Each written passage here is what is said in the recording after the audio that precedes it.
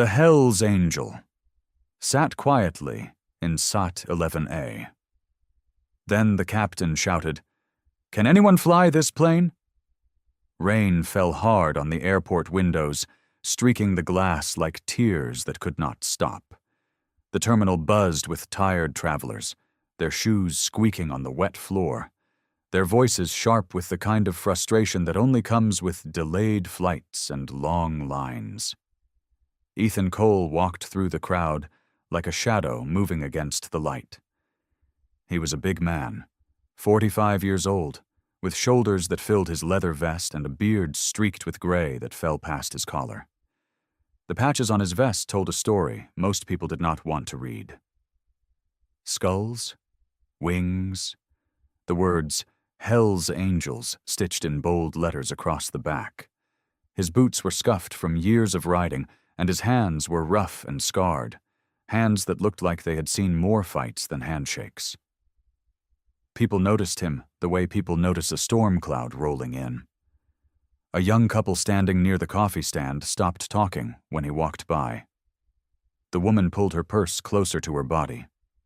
A businessman in a gray suit glanced up from his phone, frowned, and looked back down quickly, as if eye contact might invite trouble. A group of teenagers whispered to each other and laughed nervously, the way people laugh when they are actually a little scared. Before you continue listening, please let me know where in the world are you watching from today. Now, back to the story. Ethan noticed all of it. He always did. He did not let it show on his face. Years ago, it used to bother him. Now it just felt like weather, something that happened around him, not because of him. He found a seat near his gate and sat down, the metal chair creaking under his weight. He pulled his phone from his pocket, not to look busy, but because it gave people something else to look at besides his face. That was when he saw her. An elderly woman stood near the rows of seats, struggling with a suitcase that was clearly heavier than she was. She pushed it with both hands, trying to lift it toward the overhead rack above an empty row, but it would not budge. Her arms shook with the effort. A few people walked past her without stopping. One man even sighed loudly, annoyed that she was blocking his path. Ethan stood up. He walked over without a word and gently placed his hand on the suitcase. "Let me get that for you, ma'am," he said, his voice low and calm, like distant thunder that promised no danger. The woman looked up at him, startled. For a moment, fear flickered across her face, the same fear he saw in so many strangers. But then she looked into his eyes, and something in her expression softened. "Oh, thank you, young man," she said, stepping back. Ethan lifted the suitcase with ease and placed it gently onto the rack. "There you go," he said. "Nice and safe." "You're very kind," she said, smiling now. "Not what I expected, if I'm honest." Ethan gave a small nod. "Most people say that?" He turned to walk back to his seat when he heard a small voice crying softly a few rows away. A little boy, maybe 6 years old, sat curled up in a chair beside his mother, his knees pulled to his chest. Tears streaked his cheeks. His mother tried to comfort him, but her voice was tired, stretched thin from a long day of travel. "I don't want to fly," the boy whispered. "What if something bad happens?" Ethan walked over slowly, crouching down so he was at eye level with the boy. Up close, his size seemed less frightening and more like a mountain that could shelter someone from a storm. "Hey there, buddy," Ethan said gently. "Flying can feel scary. But you know what? Planes are built real strong, and pilots train for years to keep everyone safe." The boy sniffled, looking up at him with wide eyes. "Really?" "Really," Ethan said. "And if you get scared, just look out the window. Watch the clouds. They're pretty neat once you're above them." The boy managed a small smile.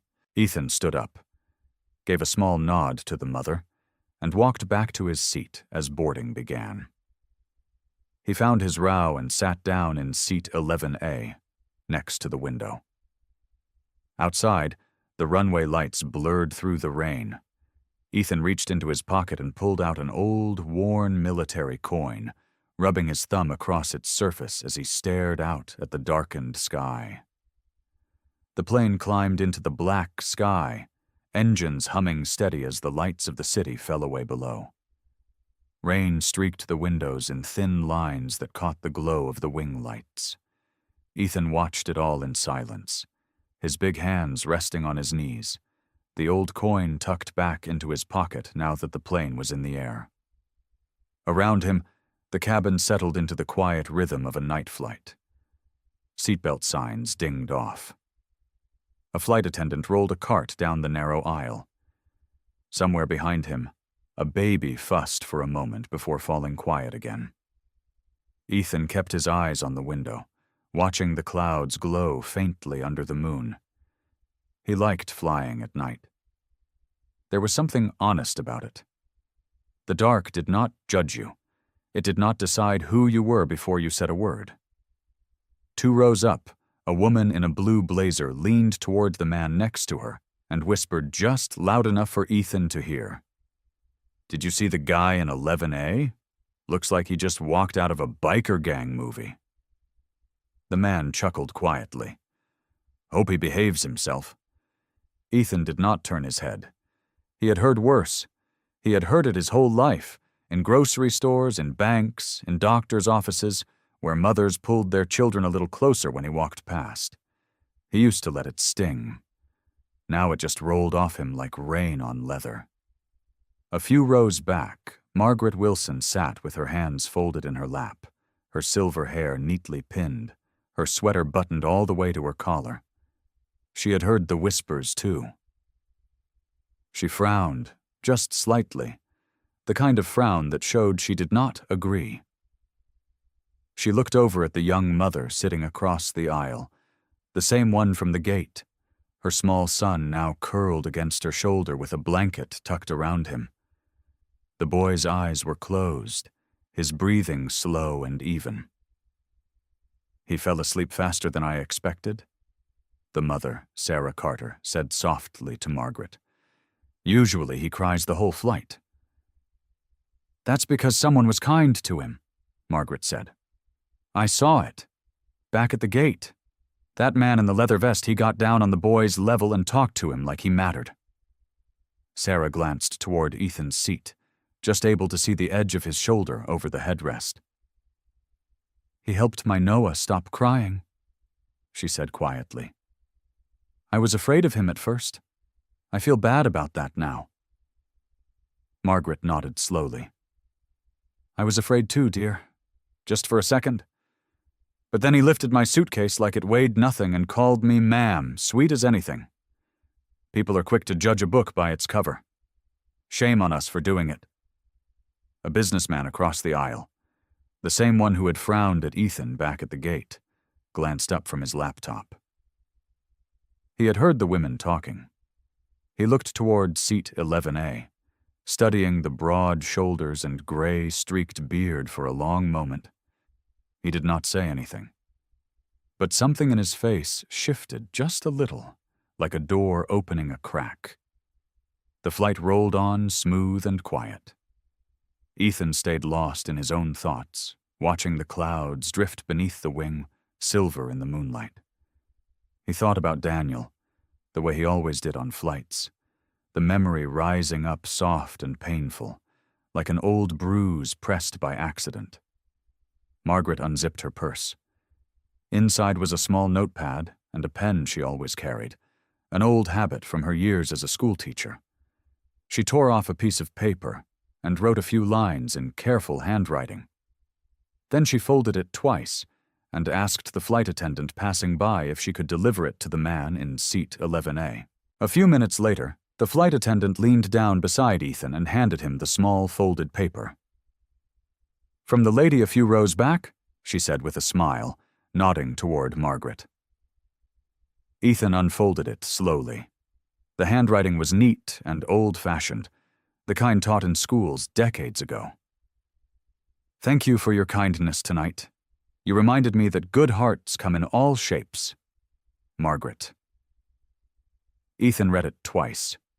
He looked up and caught Margaret's eye across the rows. She gave him a small, warm smile and a nod. He folded the note carefully and slipped it into his vest pocket, right next to the old coin. For a moment, sitting there in the hum of the engines, he felt something he had not felt in a long time. He felt like the man he used to be, before the accident, before the guilt, before he stopped believing he deserved any kindness in return. Ethan closed his eyes, and the years fell away like pages turning backward. He was 26 again, standing on a dusty runway with the sun beating down hard on his shoulders. The helicopter blades chopped the air above him, loud and steady, a sound he had loved since he was a boy watching planes cross the sky from his backyard in Ohio. Back then, his hands were the same hands they were now, strong and steady, but there was no gray in his beard, and his eyes had not yet learned to carry the weight they carried today. Daniel Hayes stood beside him, grinning the way he always did before a mission, like the whole thing was some kind of adventure instead of a job that could kill them both. "You ready, Cole?" Daniel had asked, tapping his knuckles against the side of the helicopter the way a man might pat a horse before a race. "Born ready?" Ethan had said back, the way he always did. It became a joke between them, a kind of ritual. Daniel asked the question before every flight, and Ethan gave the same answer every time, even on the days when he was not sure it was true. They had flown together for 4 years by then. Rescue missions, mostly, pulling people out of places no one else could reach, flooded valleys, burning buildings, war zones where the ground was not safe to walk, but the sky was not safe either. Daniel flew the controls with a calm confidence that made everyone around him feel safe, and Ethan sat beside him, watching his back, calling out numbers and directions, the two of them moving together like one mind split into 2 bodies. They trusted each other with their lives, not just once, every single day. Daniel used to say that Ethan was the best co-pilot in the whole Air Force, and Ethan used to laugh it off. But deep down, hearing it from Daniel meant more to him than any medal ever could. Daniel had a way of making a person believe they mattered. He was the kind of man who remembered your birthday, who called your mother on holidays if you could not, who gave away his last ration without thinking twice about it. He was the brother Ethan never had.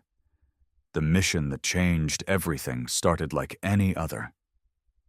A flash flood had trapped a group of civilians on a hillside, the water rising fast, the radio crackling with panicked voices.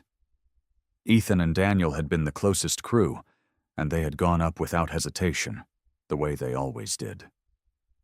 The rescue itself had gone well. They had pulled 6 people to safety, lifting them one by one into the helicopter as the water rushed below. Ethan remembered the relief on their faces, the way a young mother had clutched her child tight and sobbed into his shoulder as he helped her aboard. Then, on the final pass, the engine had failed. There had been no warning, no sound to signal what was coming. One moment the helicopter was climbing steady through the wind, and the next moment it was falling, spinning, the world outside the windows turning into a blur of gray sky and green hillside. Ethan remembered Daniel's hands moving fast over the controls, fighting to keep them level, fighting to give the passengers in the back a chance to survive. He remembered shouting numbers, brace positions, anything he could think of to help. He remembered the impact. And he remembered waking up in a hospital bed 3 days later to learn that everyone in the back had survived. Everyone except Daniel. The investigators had said it was a mechanical failure, something no pilot could have predicted or prevented. They had cleared Ethan of any blame. They had even given him a commendation for his actions during the rescue.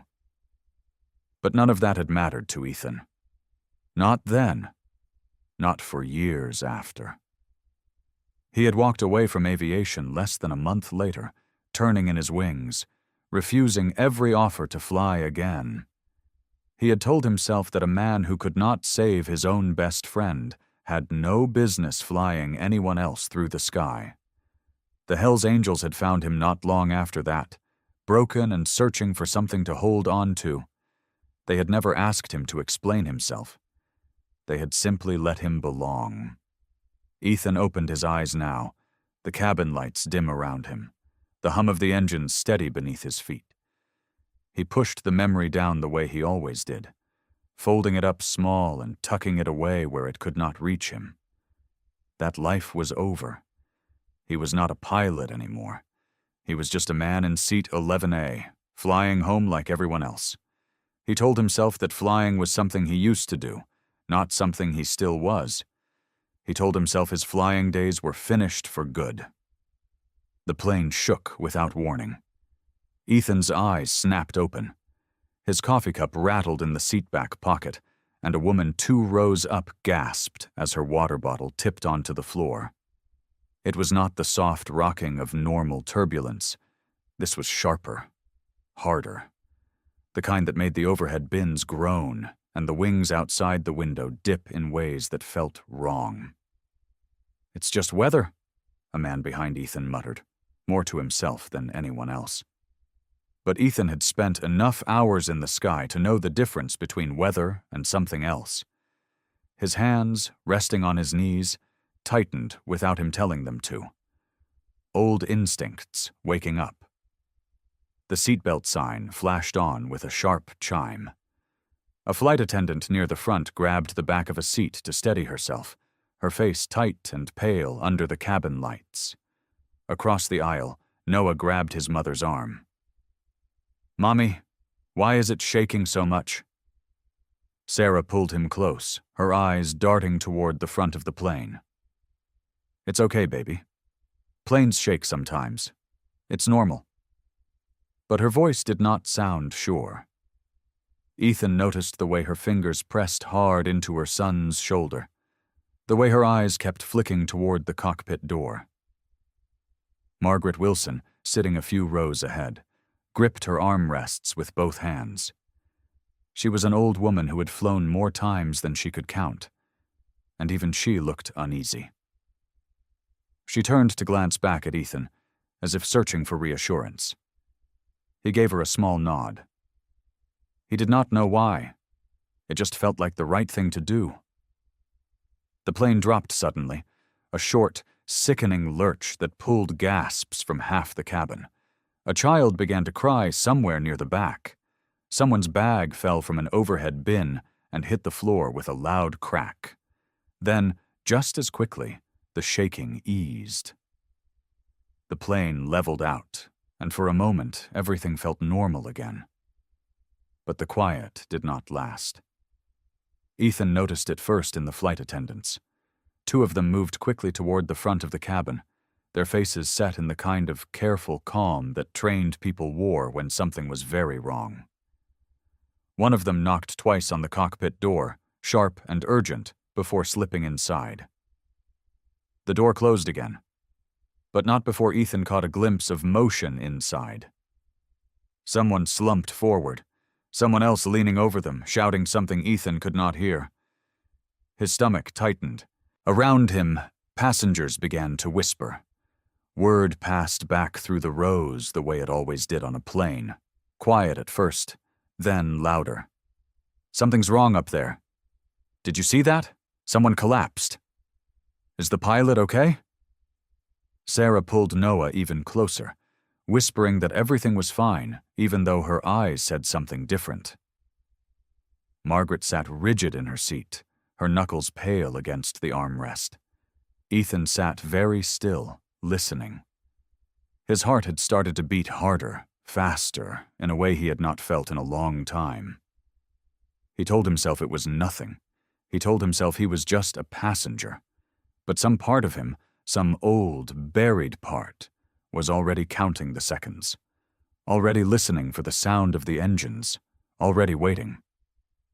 The intercom crackled to life. There was a pause, a long one, the kind of silence that made the whole cabin go still, waiting. Then the captain's voice came through, steady but tight at the edges, the practiced calm of a man trying very hard not to sound afraid. "Ladies and gentlemen, this is your captain speaking. We are currently dealing with a medical emergency in the cockpit. Our pilot has become unresponsive, and I need everyone to remain seated and calm." Gasps rippled through the cabin. Someone near the back began to cry softly. A man across the aisle grabbed his wife's hand. The captain's voice returned, quieter now, almost hesitant, like the words themselves cost him something to say. "I am currently unable to safely operate this aircraft alone. If there is anyone on board with professional flight experience, please make yourself known to a member of the crew immediately." The cabin went completely silent. Every face turned toward the aisle, searching, hoping, praying that someone, anyone, would stand up. No one moved. The silence stretched out, heavy and strange, filling every corner of the cabin. Ethan could hear the hum of the engines, the soft hiss of air through the vents, the quiet whimper of a child somewhere behind him. But no one spoke. No one raised a hand. A businessman near the front cleared his throat like he might say something, then looked down at his lap instead.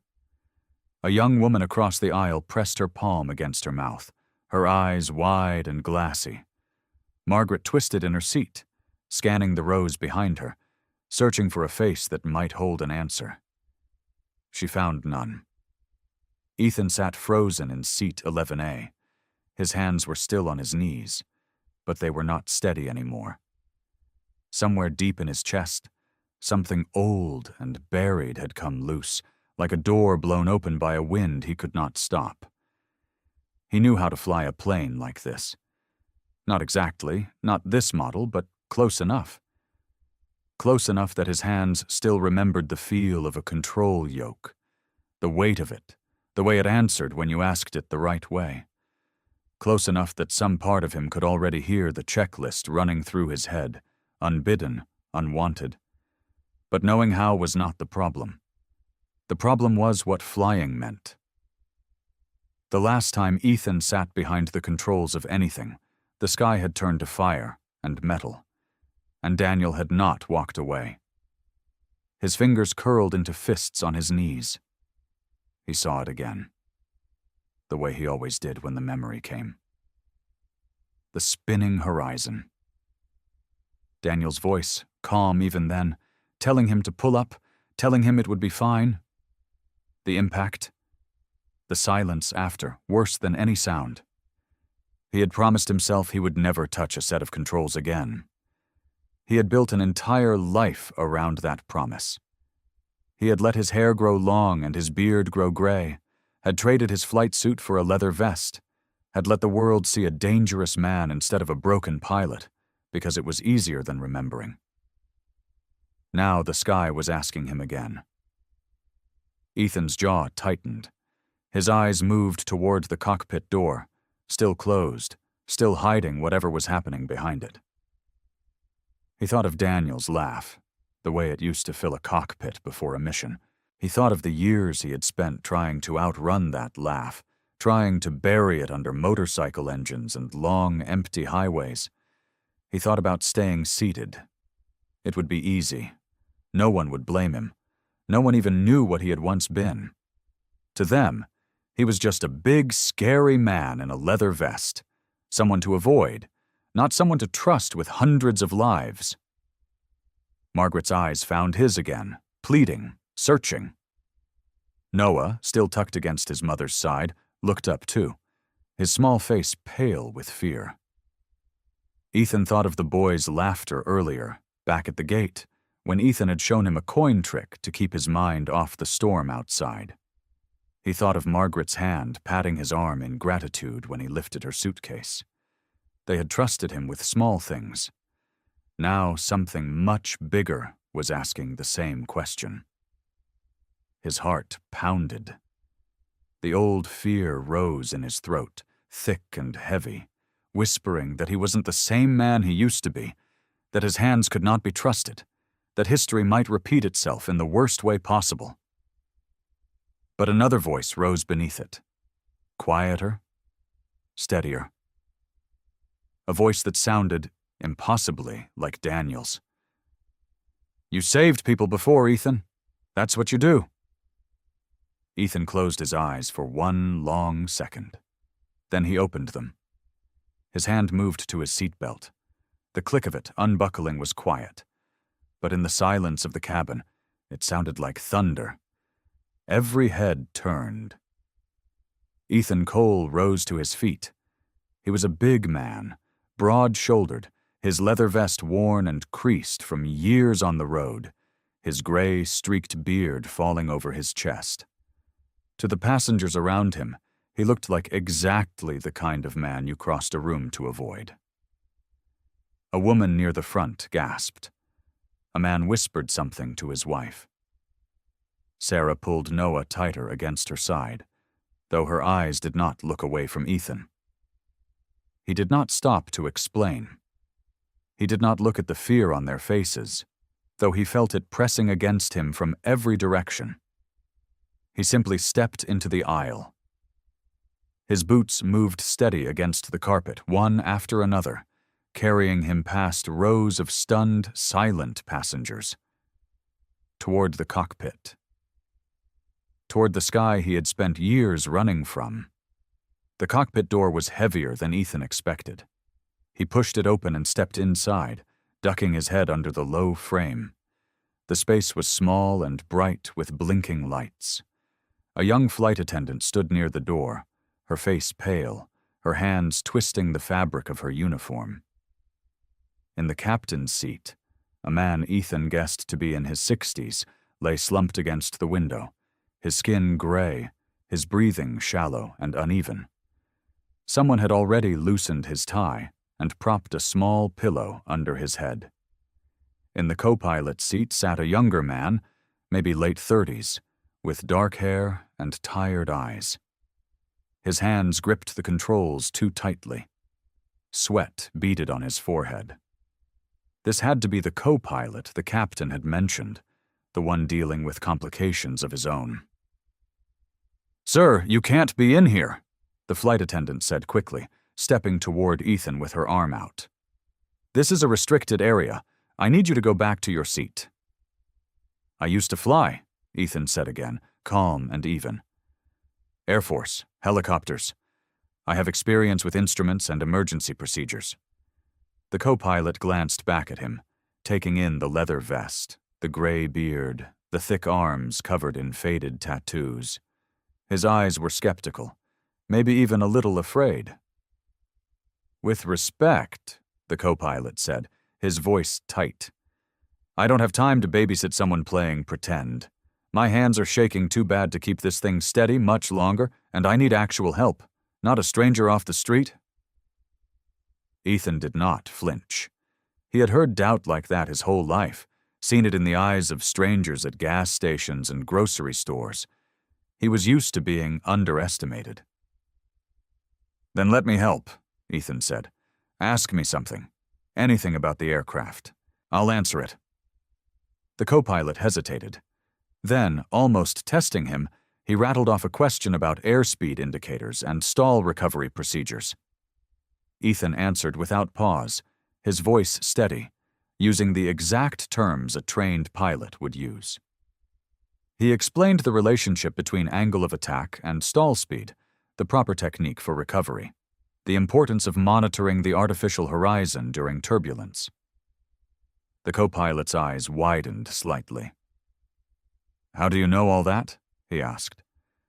14 years flying rescue missions," Ethan said. "I've sat behind more emergency situations than I can count. This isn't my first time keeping people alive in the air." Something shifted in the co-pilot's face. The skepticism did not disappear completely, but it softened, replaced by something closer to desperate hope. "Okay," he said, his voice cracking slightly. "Okay, I need help. Sit down, please."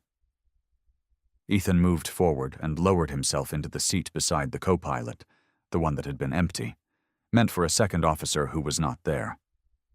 His hands found the controls before his mind even caught up, muscle memory taking over in a way that surprised even him. The moment his fingers touched the yoke, something inside him settled. The years fell away. He was not a man in a leather vest anymore. He was a pilot again, and his hands knew exactly what to do. "Talk to me," Ethan said, scanning the instrument panel with sharp, practiced eyes. "What's our altitude, our speed, and what's the last position report you gave to air traffic control?" The co-pilot rattled off the numbers, his voice steadying now that someone else was sharing the weight. Ethan nodded, adjusting a dial, watching the artificial horizon level out slightly under his touch. "Good. We're going to bring this in nice and slow. I need you to radio the tower, tell them we have a pilot with military flight experience assisting, and get us clearance for priority landing." The co-pilot did exactly as Ethan asked, his voice finding its confidence again as he spoke into the radio. Behind them, the flight attendant stared at Ethan with an expression that had changed completely from suspicion to something like wonder. Out in the cabin, the passengers heard it too. The intercom carried Ethan's voice through the speakers, calm and steady, cutting through the fear that had filled the plane like smoke. "This is Ethan Cole," his voice said, clear and unshaken.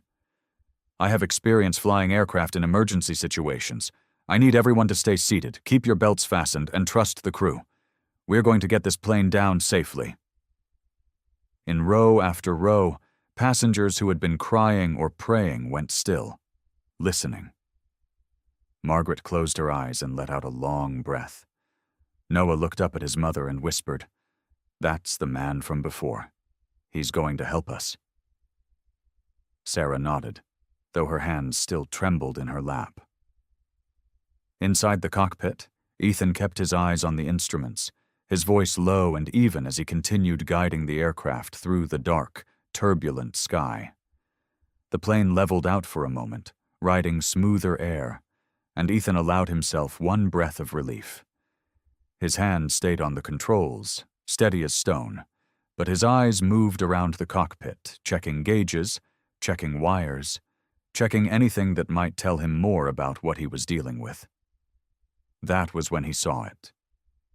A small photograph, taped to the edge of the instrument panel near the captain's side. The tape was old and yellowed at the corners, like it had been there for years, moved from plane to plane, kept close through every flight. Ethan's eyes lingered on it longer than they should have. The photograph showed two men standing in front of a helicopter, both wearing flight suits, both smiling like they had just landed after saving the whole world.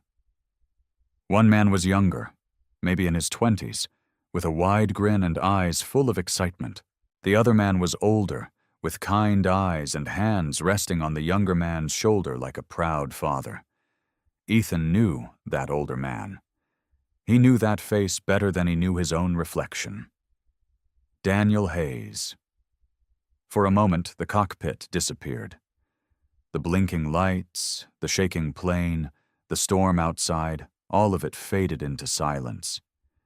Ethan was back on a runway years ago, watching Daniel laugh at some joke before climbing into a helicopter that would never come home the same way it left. His chest tightened. His mouth went dry. The co-pilot noticed the change immediately. "Sir, you all right? Your hands just tensed up on the controls." Ethan blinked hard, forcing himself back into the moment. The plane needed him. He could not let his mind wander now, not when so many lives depended on his steady hands. But his eyes went back to the photograph one more time. "Who is that?" Ethan asked, his voice quieter than before, almost afraid of the answer. The co-pilot glanced at the picture, confused by the sudden question in the middle of an emergency. "That's Captain Hayes as a young man," he said. "The older guy is his father. Captain Hayes keeps that picture on every flight, says it reminds him why he flies." Ethan's heart pounded against his ribs. His father, Ethan repeated slowly. What was his name? The co-pilot frowned, unsure why this mattered right now, but he answered anyway. Daniel Hayes. He was a helicopter pilot too, way back. Died on a rescue mission when Captain Hayes was just a kid. Captain Hayes doesn't talk about it much, but I know it shaped everything about who he became. The words hit Ethan like a punch to the chest. He looked down at the pale, unconscious man slumped in the captain's seat, the one whose life the flight attendant and paramedics on the ground were fighting to save. He looked at the name stitched onto the man's uniform jacket, half hidden by the way his body had fallen sideways. M. Hayes. Michael Hayes.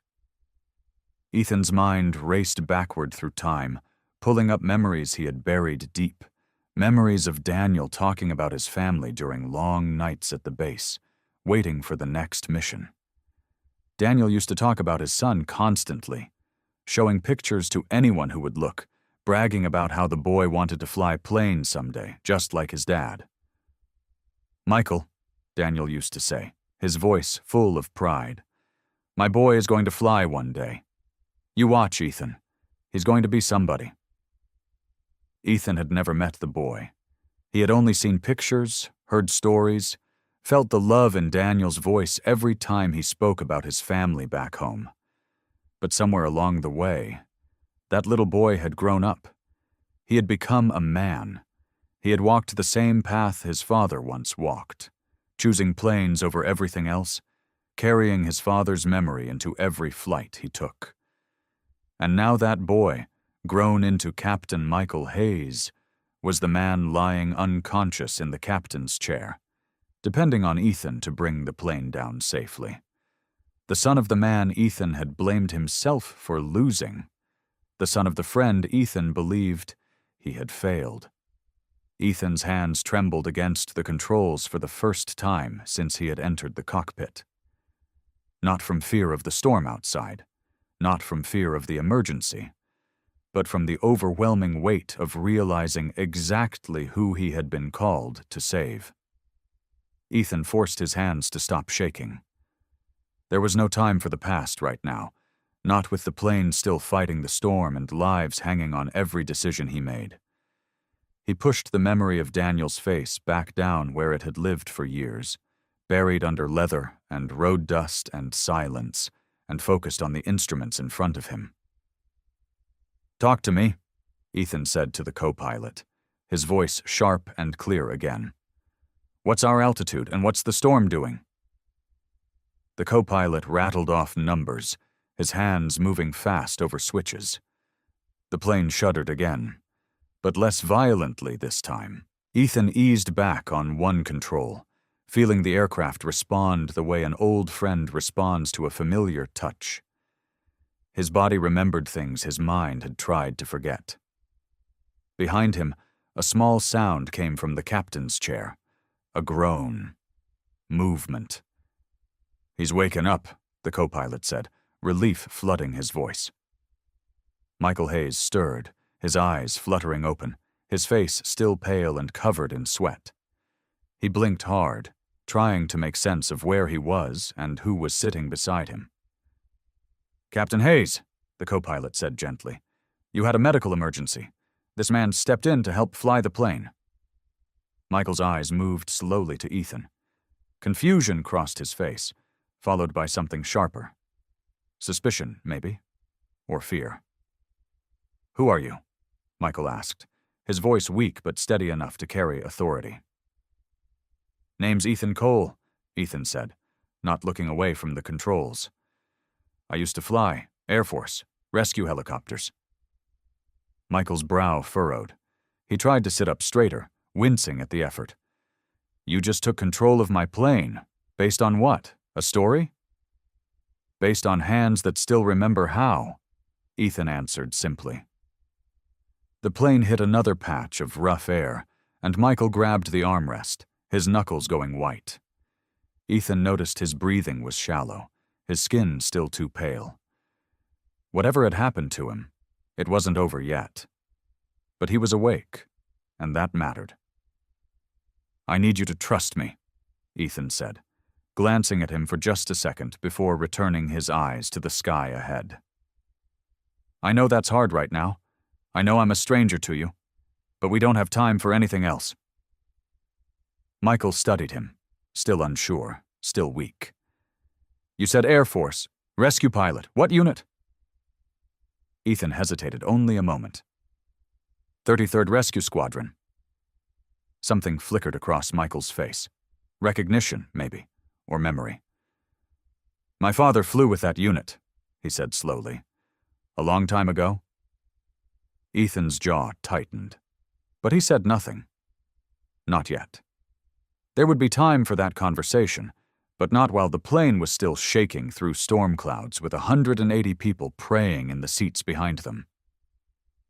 "We need to get this bird stable first," Ethan said instead. "Then we can talk about anything you want." Michael studied him a moment longer, then nodded, though his eyes stayed guarded. He reached for the radio, wincing as he moved. "This is Captain Hayes. I'm conscious. We have a volunteer assisting at the controls, requesting updated weather data and nearest airport for emergency landing."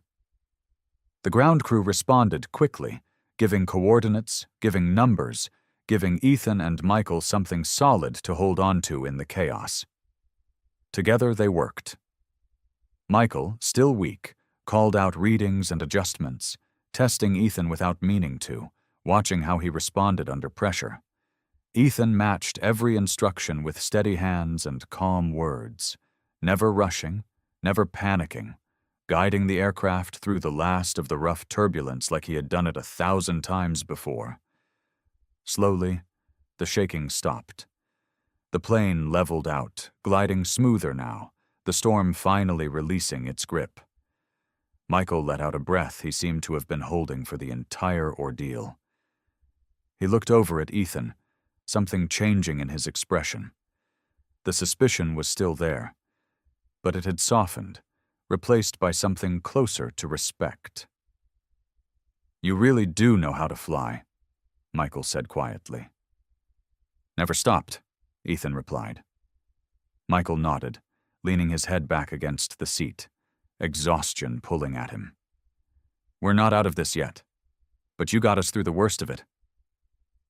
Ethan allowed himself a small, tired smile. For the first time since stepping into the cockpit, he felt something other than fear or guilt. He felt trusted. Back in the cabin, the fear had not gone away, but it had changed shape. It was no longer sharp and wild. It was quieter now, sitting in the chest like a stone. Sarah Carter held Noah close to her side, her hand resting on his small back. She could feel his heart still beating fast, though his crying had stopped a while ago.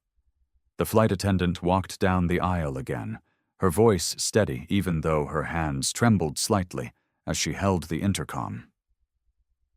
"I want to update everyone," she said. "The captain is awake. He is talking. And the man who stepped in to help fly the plane was a military pilot. He flew rescue helicopters for the Air Force." A wave of whispers moved through the cabin like wind through tall grass. "A pilot?" a man in a gray suit said, turning to the woman next to him. "That guy in the leather vest? You're kidding me." "I'm not kidding," the flight attendant said, overhearing him. "He knew exactly what to do. He didn't hesitate." Margaret Wilson, sitting near the middle of the plane, folded her hands in her lap and smiled softly to herself. She had known there was something different about that man from the moment she saw him lift her suitcase, like it weighed nothing at all. "I'm not surprised," she said to the woman beside her. "He helped me before we even boarded. Carried my bag like it was nothing. Didn't ask for a thank you. Didn't even wait for one."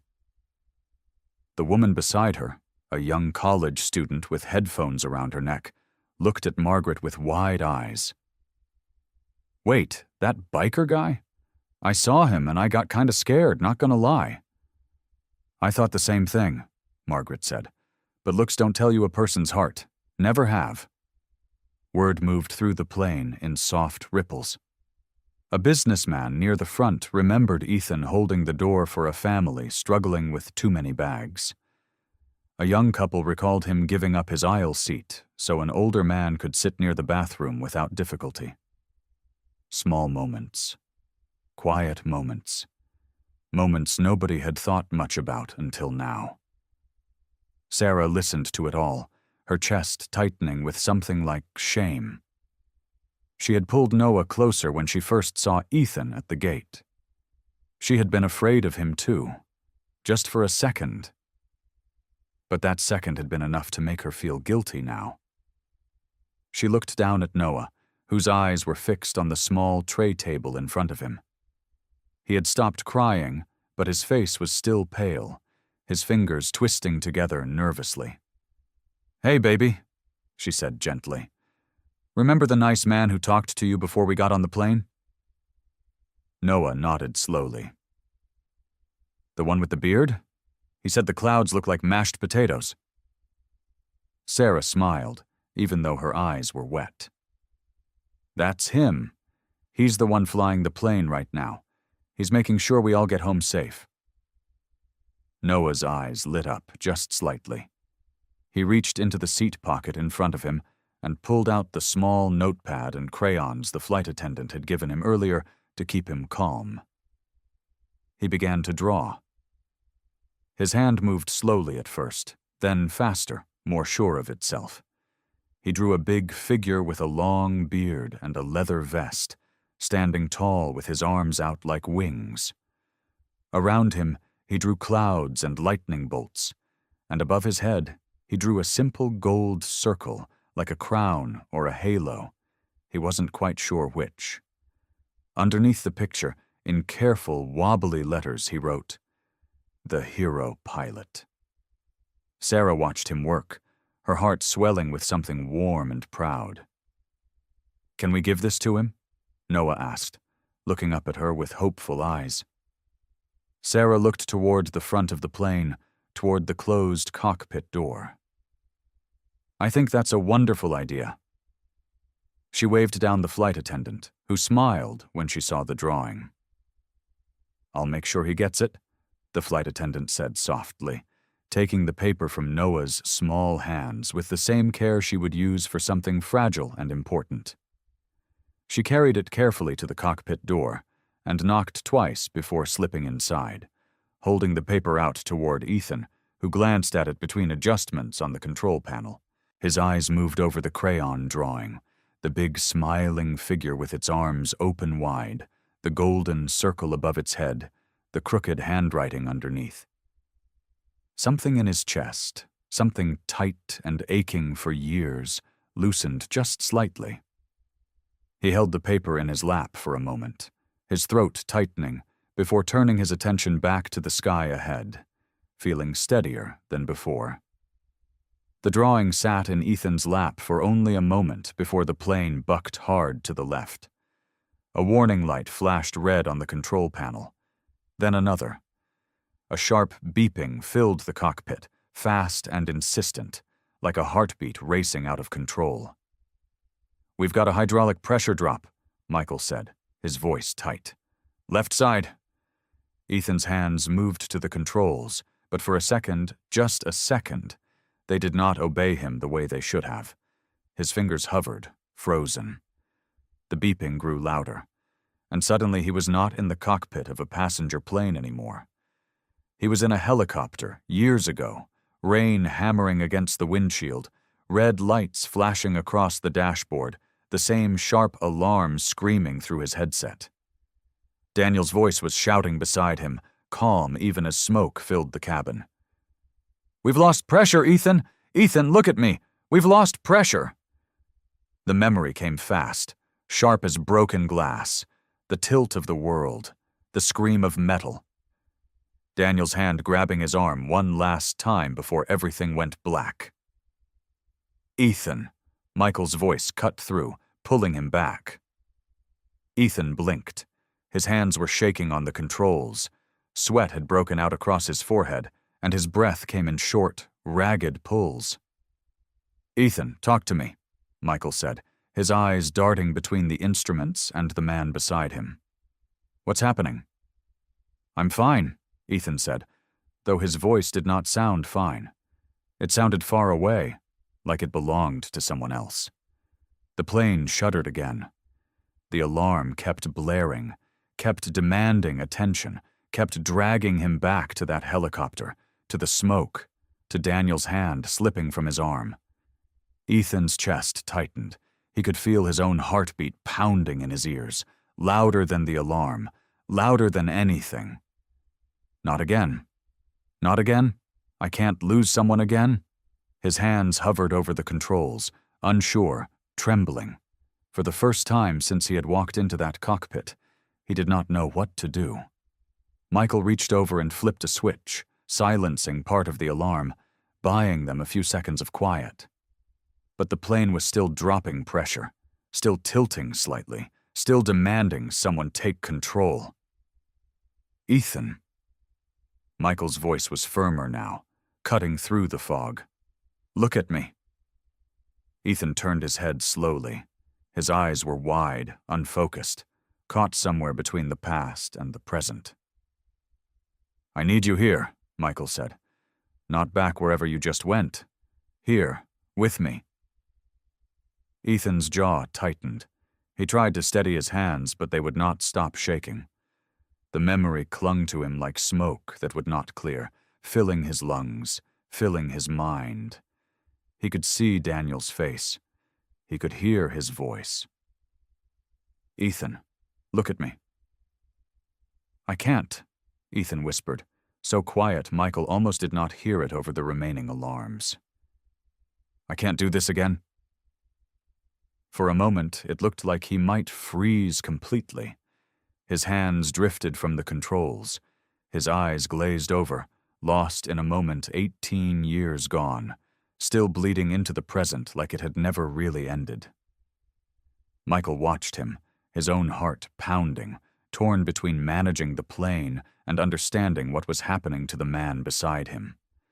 He had seen fear before. He had seen pilots panic under pressure. But this was different. This was something deeper, something old, something that had nothing to do with hydraulic systems or warning lights. "Ethan," Michael said again, softer this time, though the plane still trembled around them. "What happened to you back then? What really happened the day my father died?" The question landed heavy in the small space of the cockpit, cutting through the noise of the alarms, through the shaking of Ethan's hands, through years of silence Ethan had carried like a stone in his chest. Ethan's eyes finally focused, meeting Michael's, and for the first time since boarding that plane, the mask of calm control he had worn for so long began to crack. Ethan swallowed hard. The plane still trembled beneath them, the warning light blinking like a slow, patient reminder that time was short. But something in him had already broken open, and the words came before he could stop them. "We were flying a rescue mission," Ethan said. His voice was low, rough, like it had been buried for years and was just now digging its way out. A village was flooding. People were stuck on rooftops. Your father and I had done a dozen missions like it before. We knew what we were doing. He looked down at his hands, still trembling on the controls. That night, the weather turned bad fast, worse than the reports said. We were already in the air when the storm hit. Rain so hard we could barely see past the windshield. Wind pushing us sideways. He paused, his jaw tightening. We had 6 people on that helicopter. 6 people we'd already pulled off rooftops, and the storm just kept getting worse. Michael kept one hand steady on the controls, but his eyes never left Ethan. "What happened?" "The engine started losing power," Ethan said. "Mechanical failure. Nothing either of us did wrong. But at the time, all I knew was we were going down, and Daniel was next to me trying to keep the bird level long enough for me to find somewhere safe to land." His voice cracked. He kept saying, "Ethan, look at me. We're going to get them down safe. Like it was simple. Like it was just another day." Ethan's eyes glazed for a moment, caught in the memory again. I got us to the ground. All 6 passengers survived, but the impact was bad on our side of the helicopter. Daniel took the worst of it. He didn't survive the crash. The cockpit was quiet, except for the low, steady blinking of warning lights. I've spent 18 years telling myself I should have flown better, reacted faster, found a clearer patch of ground. I keep thinking if I'd done one thing different, he'd still be here. Ethan's voice broke. I walked away from flying because I couldn't trust my own hands anymore. I couldn't trust myself with anyone's life after that. Every time I close my eyes, I still hear him telling me to look at him, and I still see his hand slipping away. Michael's face had gone pale, his own eyes filling with tears he did not let fall. He was quiet for a long moment, letting the weight of Ethan's words settle between them. "Ethan," Michael said finally, his voice steady despite the emotion behind it. "I need to tell you something. Something I found a long time ago and never had anyone to give it to." Ethan looked at him, unsure, his chest still tight with the old grief. "After my father died, my mom kept his personal things in a box in the attic," Michael said. "I didn't go through it until years later, when I was old enough to understand what I was looking at. There was a journal in there, things he wrote about missions, about the guys he worked with." Michael's throat tightened. "There was a page about you, about that night." Ethan's breath caught. "He wrote that the storm came out of nowhere, that the engine failure wasn't anyone's fault." "And he wrote," Michael's voice wavered. "He wrote that if anything ever happened to him, he wanted you to know you saved his life more times than he could count. That you were his brother, not his mistake." The words hit Ethan like a wave crashing over him. His hands stopped shaking, not from steadiness, but from shock. "He didn't blame you," Michael said, tears finally slipping down his face. "Not once, not ever. My father spent his whole life believing in you, Ethan. And I think he'd be furious to know you spent decades punishing yourself for something he never once held against you." Ethan sat frozen, the alarm still blinking softly in the background, the weight of 18 years pressing against his chest and cracking apart all at once. He opened his mouth to speak, but no words came. Only the sound of his own breath, shaking, and the quiet disbelief of a truth he had never let himself imagine. Michael reached down beside his seat, into the small bag he kept tucked under the console, the one with his flight documents and personal items. His hands shook slightly as he pulled out a folded piece of paper, worn soft at the edges like it had been opened and closed 100 times. "I brought it with me," Michael said. "I don't know why, I've carried it on every flight since I found it, like maybe someday I'd need it." He held it out to Ethan. Ethan stared at the paper like it might burn him. His hands, the same hands that had just been steady on the controls, now trembled as he reached for it. "It's not finished," Michael said quietly. "He was writing it the week before the crash. I think he meant to give it to you after the mission. He never got the chance." Ethan unfolded the paper carefully. The handwriting was familiar, even after all these years. Daniel's handwriting had always slanted to the right, quick and confident, like he never had time to slow down for anything. The alarm in the cockpit blinked on, quieter now, more like a heartbeat than a warning. Ethan read the words slowly. "Ethan. I've been meaning to write this down for a while now. Don't know why I keep putting it off. Maybe because saying things out loud makes them too real, and I like to pretend we've got all the time in the world to say them later. But if something ever happens to me out there, I need you to know something. You've saved my life more times than I can count. Not just in the air, on the ground too. You've saved me from myself more times than you probably realize. You're not just my partner, you're my brother. Whatever happens, whatever goes wrong out there, I need you to know that.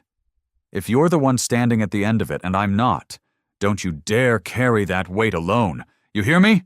Don't you dare! The letter ended there, mid-sentence, like Daniel had simply run out of time. Ethan's hands lowered slowly, the paper trembling between his fingers. His chest rose and fell in short, uneven breaths. "Ethan?" Michael said softly. But Ethan couldn't answer. The tears came before he could stop them, hot and sudden, spilling down his face and into his beard. 18 years of silence broke apart all at once, and he pressed a hand over his mouth like he could hold it back. But it was too late. The grief poured out of him, raw and unguarded, the way it never had before. Not once. Not even at Daniel's funeral, when he had stood stiff and silent while everyone else wept around him. "He didn't blame me," Ethan whispered, his voice cracking apart. "All this time, all these years, I thought—" He couldn't finish the sentence. He didn't need to. Michael reached over and placed a hand on Ethan's shoulder, steady and warm, the same way his father used to do when things got hard. "He never blamed you," Michael said. "Not for 1 second." Ethan closed his eyes, the tears still falling freely now, his shoulders shaking as the sobs came harder. He thought of Daniel's hand slipping from his all those years ago, the storm, the fear, the guilt that had followed him every single day since. He thought of every night he had lain awake replaying that mission, wondering what he could have done differently, punishing himself for a mistake that had never been his to carry. And now, finally, he understood. It had never been his fault. Daniel had known that. Daniel had believed it with his whole heart, right up until the very end. Ethan pressed the letter to his chest, holding it like it was the most precious thing he had ever touched. For the first time in 18 years, the guilt that had lived inside him like a stone did not feel quite so heavy. It did not disappear all at once. Grief like that never does. But something inside him loosened, cracked open, and let the light in. "Thank you," Ethan said, his voice barely more than a whisper. "For giving me this." Michael nodded, his own eyes wet with tears. "He would have wanted you to have it a long time ago." Ethan wiped his face with the back of his hand, still holding the letter tightly, still feeling the weight of Daniel's words settling into the empty spaces inside him. For the first time in a very long time, Ethan allowed himself to believe that maybe, just maybe, he deserved to be forgiven. The alarm changed pitch. What had been a slow, steady blink turned into a sharp, urgent buzz that filled the cockpit like an angry wasp. Ethan wiped his face fast, tucking the letter into his vest pocket, close to his heart. There was no time for tears now. "What is that?" Michael asked, his eyes scanning the instrument panel. Ethan was already looking. His years away from the cockpit fell off him like an old coat. His eyes moved the way they used to move, quick and sharp, reading numbers and lights the way other people read words on a page. "Hydraulic pressure is dropping," Ethan said. His voice was flat and calm, but his mind was racing. "Fast." Michael's hands tightened on the controls. "That's not supposed to happen, not after everything else." "Storm probably damaged a line we didn't catch," Ethan said. "Could be from the turbulence earlier. Metal fatigue, maybe. Doesn't matter right now. What matters is we're losing control response." As if to prove his point, the plane shuddered. The nose dipped slightly to the left, and Michael had to fight the yoke to bring it level again. "Ethan," Michael said, his voice tight. "I don't know how to fly through this. This isn't in the manual. This isn't anything I've trained for." Ethan reached over and flipped a switch, rerouting power the way he had done 100 times in the cockpit of a helicopter that was falling apart around him. His hands did not shake anymore. Whatever had broken loose inside him a moment ago had already settled into something solid, Listen to me, Ethan said. When the hydraulics start to go, the plane doesn't stop flying. It just stops listening as easy. You have to be smoother, slower. Every move you make has to matter. How do you know that? Because I've flown broken machines before, Ethan said. That's the only kind I ever flew at the end. The plane shuddered again, harder this time. Somewhere behind them in the cabin, someone screamed. Ethan did not turn around. He kept his eyes on the panel, on the shaking needle that measured the pressure still bleeding out of the system. We need to slow our descent rate, Ethan said. Nice and easy. If we come in too fast with weak hydraulics, we won't have enough control to flare before landing. We'll hit hard. How do we slow down without stalling? You let me worry about the math, Ethan said. You worry about the feel of her. Talk to me. Tell me what you feel in the controls. Michael's jaw was tight, sweat beading on his forehead despite the cool air blowing from the vents above them. She's heavy, sluggish, like she doesn't want to turn. Good. That's the hydraulics. We compensate with the trim, nice and slow. Ethan reached forward and adjusted a dial, his fingers steady even as the plane bucked beneath them. There. Feel that? Michael's shoulders dropped half an inch. Yeah, that's better. We're going to bring her in slow, Ethan said. Slower than normal approach speed.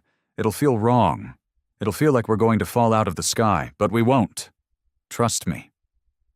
I do, Michael said, and he meant it. The runway lights appeared in the distance, faint and blinking through the rain still streaking across the windshield. Ethan watched the numbers, watched the pressure gauge, watched the horizon line steady itself bit by bit. Flaps, Ethan said, slow and steady. Michael's hand moved carefully, exactly as instructed. The plane groaned, a deep mechanical sound like an old man stretching his back, but it held. It obeyed. Slowly, carefully, the aircraft began to settle into a smooth, controlled descent, the runway growing larger in the windshield with every passing second. Ethan felt something rise up in his chest that he hadn't felt in 18 years. It wasn't fear. It wasn't grief. It was purpose. He had spent so many years believing his hands were only good for building motorcycles and helping strangers carry suitcases. But here, now, guiding a broken plane through a storm with a scared young captain beside him, he understood something clearly for the first time since the crash. The thing that had broken him all those years ago was still inside him. But it had never been broken beyond use. It had only been waiting. We've got this, Ethan said, more to himself than to Michael. We've got this. And for the first time since he had climbed out of a burning helicopter with his best friend's blood on his hands, Ethan Cole believed it. The intercom clicked on, and Ethan's voice filled the cabin, calm as a lake with no wind. Folks, this is Ethan. Some of you know me from earlier tonight. We're beginning our final approach. I need everybody to listen close and follow the flight crew's instructions exactly. In the back row, Margaret Wilson reached over and took the hand of the stranger sitting next to her. She didn't even know his name. It didn't matter. Her lips moved in a quiet prayer, the same one her mother had taught her 60 years ago. Sarah Carter pulled Noah close, wrapping her arms around him like a shield. The boy pressed his face into her side, but he wasn't crying. He was clutching a folded piece of paper, the drawing he had made of Ethan, cape and all. Is he going to do it, Mama? Noah whispered. Yes, baby, Sarah said, though her voice shook. He's going to do it. Up front, a businessman who had complained about the delay earlier now sat with his eyes shut tight, his knuckles white against the armrests. A young woman in a window seat texted her sister one last message, her thumbs trembling over the screen. I love you. Tell Mom and Dad too. The flight attendants moved through the aisles, voices steady even though their faces were pale. They checked seatbelts. They reminded people to brace. They smiled, because that was their job, even now. In the cockpit, the runway lights grew brighter, closer, more real with every second. "Altitude 800 feet, Michael said, reading off the panel. "Good," Ethan said. "Nice and steady. Keep her nose just where it is." The plane bucked once, hard, as a gust of crosswind caught the wing. Michael's hands jerked on the yoke, overcorrecting. "Easy," Ethan said, his voice never rising. "Don't fight her. Guide her. Small movements." Michael eased off, breathing out slow through his nose. The plane steadied. "That's it," Ethan said. "You've got her." 500 feet, Michael said. Ethan's eyes moved across every gauge, every needle, every light. The hydraulic pressure was still low, but it was holding. Barely. Enough. "Flaps full," Ethan said. Michael's hand moved. The plane groaned again, but it obeyed. 300 feet. The runway filled the windshield now, a long gray ribbon lit up like a runway to heaven. Rain streaked sideways across the glass, but through it, the lights were clear. "Ethan?" Michael said, and for the first time his voice cracked. "What if I can't hold her steady enough?" "You can," Ethan said. "You already are. Look at her, she's flying." 100 feet. "Nice and slow," Ethan said. "Let her come down to you. Don't force it." The ground rushed up. 50 feet. 30. 10. "Now," Ethan said quietly. "Flare, just a little. There you go." The nose lifted, just slightly, just enough. The wheels touched the runway with a hard, jolting thud, then another, and the whole plane shook like it was trying to shake itself apart. Sparks flew somewhere beneath them, visible through the side windows as metal screamed against wet pavement. The brakes engaged, and the deceleration threw everyone forward against their seatbelts. For 3 long seconds, nobody in the cabin breathed.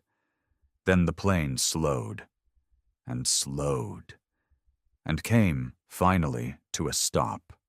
Silence held the cabin for 1 full heartbeat. Then it broke. Cheers erupted from every row. Passengers threw their hands into the air. Margaret Wilson burst into tears, gripping the stranger's hand so tight her knuckles turned white, laughing and crying at the same time. Sarah Carter pulled Noah into her lap, both of them sobbing with relief, and Noah held up his drawing like a trophy. He did it, Mama." The businessman who had complained about the delay was crying too, unashamed, clapping along with everyone else.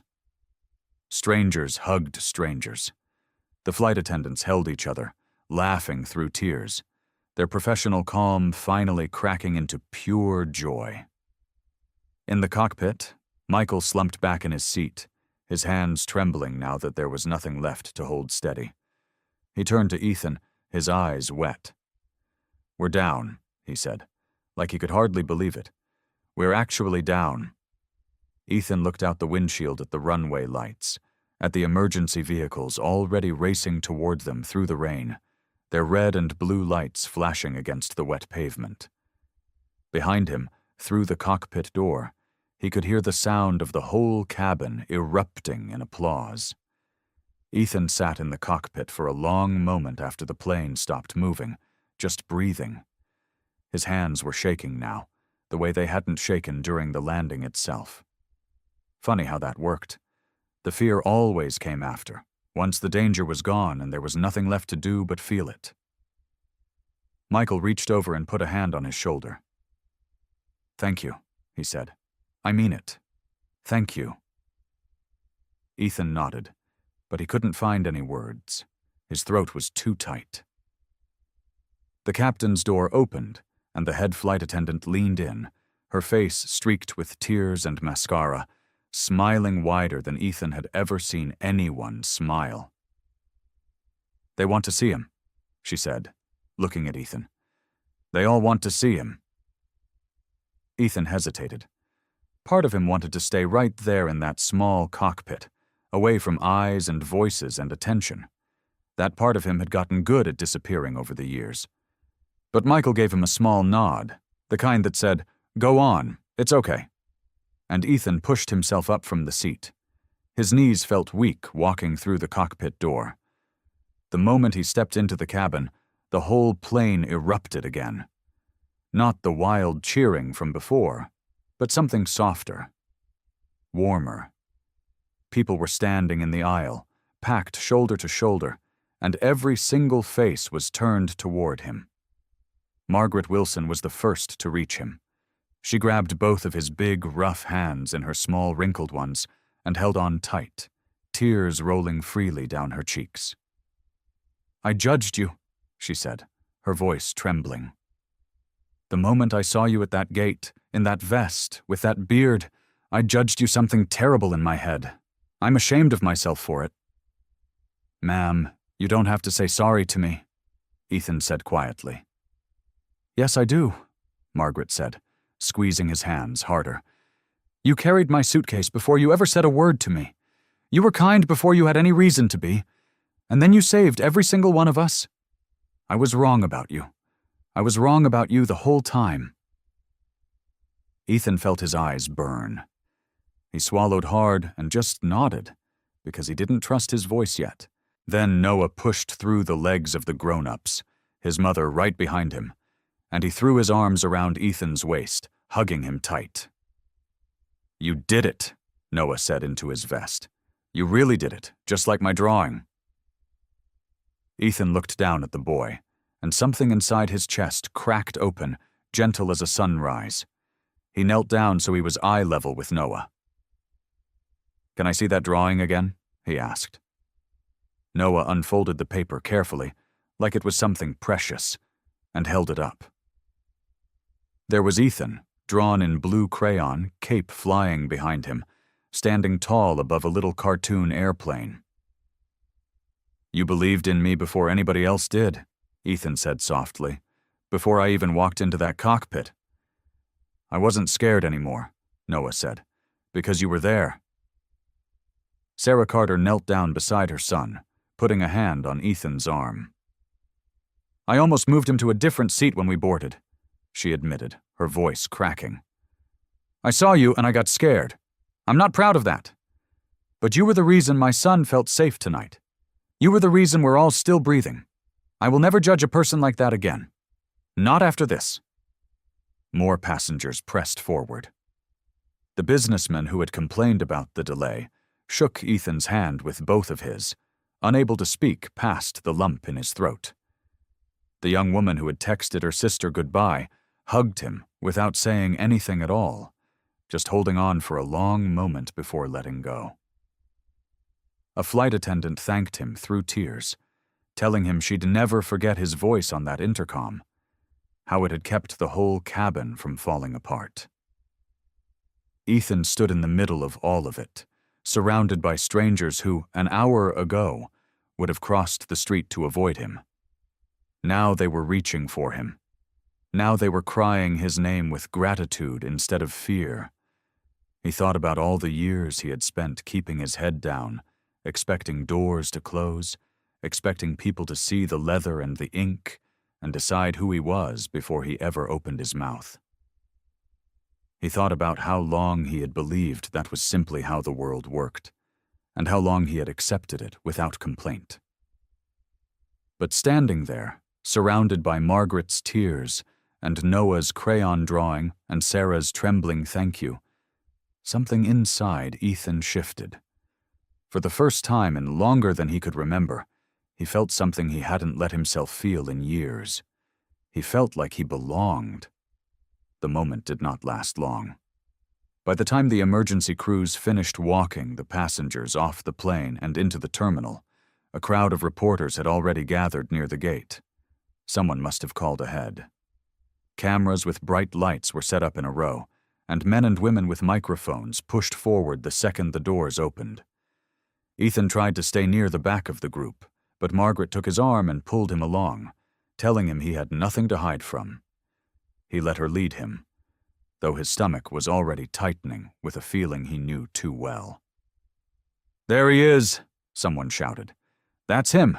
That's the biker who landed the plane. Flashes went off. Questions came from every direction at once, overlapping so much that none of them made sense at first. A woman in a red coat pushed her microphone toward his face. "Sir, can you tell us your name?" "Ethan Cole," he said quietly. "Mr. Cole, is it true you're a member of the Hells Angels?" Ethan glanced down at his leather vest, the patches worn soft from years of wear. "Yes." The reporter's eyebrows lifted, like she had been hoping for that answer. She turned slightly toward her camera before asking the next question, her voice sharper now. "And is it true you were involved in a military helicopter crash years ago? One that killed your co-pilot?" The words hit Ethan like a fist to the chest. He hadn't expected anyone to know that. He hadn't told anyone on the plane except Michael. "Where did you hear that?" he asked. "We have sources," she said. "Can you confirm it?" Ethan felt the eyes of the crowd shift. A moment ago, people had been smiling at him, hugging him, thanking him. Now he felt them watching him differently, waiting to see what he would say, like his answer might change everything. "It was a mechanical failure," Ethan said slowly. "I was cleared of any wrongdoing." But the reporter was already turning to the camera, already speaking over him. "Sources tell us the man being called tonight's hero has a troubled past, including a fatal accident during his time as a military pilot. Some are already asking whether a man with this kind of history should have been allowed anywhere near the cockpit of a commercial aircraft." Ethan felt the ground shift beneath him, even though he was standing perfectly still. More questions came, faster now, sharper. "Did the airline know about your background before letting you fly the plane? Do you think passengers deserved to know who was flying them? Some people online are calling this reckless. What do you say to that?" Ethan opened his mouth, but no words came. He looked around for Michael, but the captain had been pulled aside by airline officials and airport security, answering his own set of questions somewhere near the front doors. Margaret squeezed his arm. "Don't listen to them," she whispered. "You saved us. That's what matters." But it was too late. Ethan had already heard it.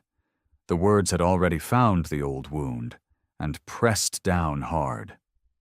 Reckless, troubled. Should he have been allowed? He had heard those words before, in a different form, a long time ago, in the hallways of a military hospital, in the quiet stares of people who didn't know what to say to the man who survived when his best friend didn't. He thought he had buried that version of himself somewhere in the years since. He thought the Hells Angels vest, and the miles on his motorcycle, and the quiet life he built had covered it up for good. But it was still there, waiting. Ethan took a small step back from the cameras. Nobody noticed at first. They were too busy shouting more questions toward him, but he kept stepping back, further into the crowd, until the bright lights weren't shining directly on his face anymore. He found a quiet corner near a row of empty chairs and sat down heavily, elbows on his knees, staring at the floor.